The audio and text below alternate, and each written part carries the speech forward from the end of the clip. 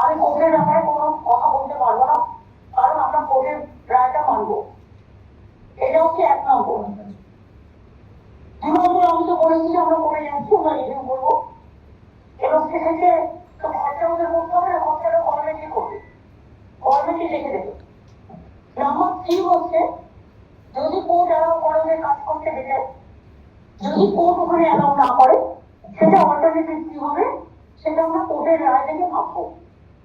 এবং এটুকু আমি নিশ্চিন্ত করতে পারি, আমরা কিছু না কিছু নিশ্চয়ই করার চেষ্টা করবো আইনের মধ্যে থেকেই। এটা হলো ওদের জন্য, সংস্কৃতির জন্য। আমাদের বিষয়টা যদি আপনি একটু দেখেন মানবিক দৃষ্টিতে, আপনি যে কথাটা বলবেন আগে তো বলুন, তারপরে তো আমরা চিন্তা ভাবনা করবো। আপনি না শুনে কি করে হ্যাঁ করে দেবো যে আমি জানি না একটা অজ্ঞাত বিষয়, সেই বিষয়টি আমি কিভাবে করে দেবো যে আমি হ্যাঁ মেনে নেবো?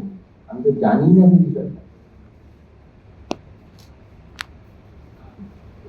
বলছি যে আপনাকে ওনার কথা যেটা উনি বলবেন আপনি ওটা মানতে প্রস্তুত আছেন তো? এবং আপনাদের জন্যই তো কথা হবে, আপনাদের ভালোর জন্যই কথা হবে।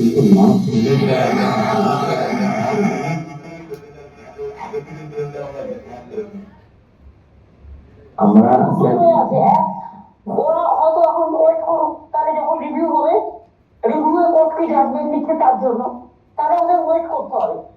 আর 2 হচ্ছে, ওরা ইমিডিয়েট যদি কিছু রিলিফ চায় ফ্যামিলি চালাবার জন্য, যতক্ষণ রিভিউ না হচ্ছে, সেটা আমরা একটা মানবিকতার সাথে কিছু একটা ভাবতে পারি। ম্যাডাম, আমরা লাস্ট 7 বছর ধরে আমাদের অনারিয়াম কিন্তু আমরা ড্র করি, এবং সেটা আমরা কাজের মাধ্যমেই অর্জন করেছি এবং যোগ্যতার মাধ্যমেই অর্জন করেছি। হঠাৎ করে একটা কারণবশত আমাদের সেটা বন্ধ হয়ে যাচ্ছে। আমি যেটা বলছি সেটা শুনে নাও। Yes, sir. ওরা রাজি হবে কি হবে না ওদের ব্যাপারে, আমাকে আইনের বাধ্যবাধকতা বলতে করতে হবে। আমরা রিভিউ পজিশনে যাব, নাম্বার 1। টিচারদের জন্য যখন যাব, আমরা গ্রুপ সিডি যারা আছে তাদের জন্য যাব। একটা কথা পরিষ্কার, টেন্টেড আনটেন্টেড আমি এখন বলতে যাবো না, তার কারণ আমি জানি না, আমার কাছে কোনো লিস্ট আমি সেভাবে পাইনি উইথ এভিডেন্স।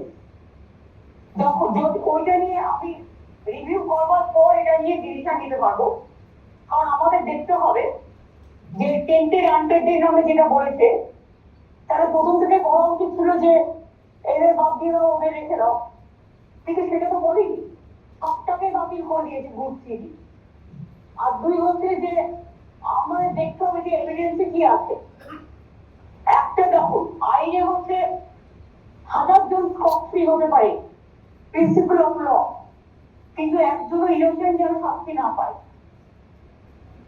এই দিকটা ভেবে আমার যেটা মনে হয় সেটা, যেটা তোমরা করতে পারো, আমি এডুকেশন ডিপার্টমেন্টকে এর মধ্যে রাখবো না, কারণ যেহেতু এডুকেশন ডিপার্টমেন্টের বিরুদ্ধে কেসটা চলছে,